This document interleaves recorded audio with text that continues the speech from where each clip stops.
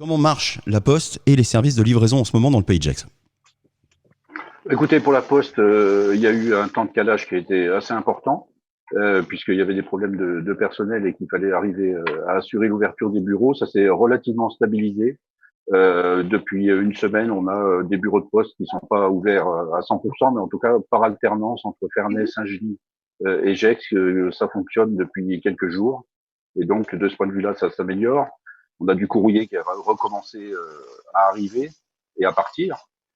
Pour le reste, en livraison à proprement parler, on n'a pas eu de retour vraiment de grandes difficultés, en tout cas par rapport aux points alimentaires qui devaient être approvisionnés.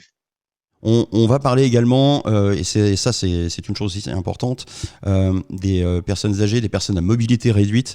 Qu'en est-il justement sur la ville de Gex? Comment on arrive aujourd'hui à gérer le quotidien de ces gens?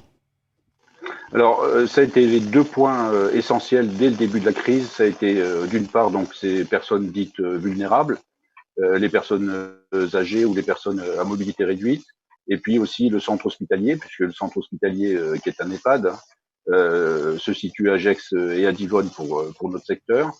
Et donc on a tout de suite mis en place ce qui a été fait aussi dans les autres communes, c'est-à-dire une relance systématique par téléphone de toutes ces personnes vulnérables qu'on avait sur nos plans de secours. Et donc on a un suivi qui s'est largement étendu à d'autres personnes de plus de 75 ans, par exemple, qui n'étaient pas forcément listées pour les plans de secours, mais en tout cas qui avaient besoin aussi qu'on les appelle pour l'approvisionnement. On voit d'ailleurs qu'avec le temps qui passe, on a malgré tout, pas énormément, mais de plus en plus de demandes de personnes pour faire les courses ou en tout cas pour avoir un contact. C'est pas forcément pour aller les aider techniquement, mais en tout cas pour avoir un lien pour qui les rassure d'abord et puis qui leur permet de ne pas se sentir isolés. Donc ça, c'est géré de façon optimum. Hein. On a des conseillers municipaux donc qui s'occupent de secteurs entiers et donc ils se répartissent la tâche à ce niveau-là.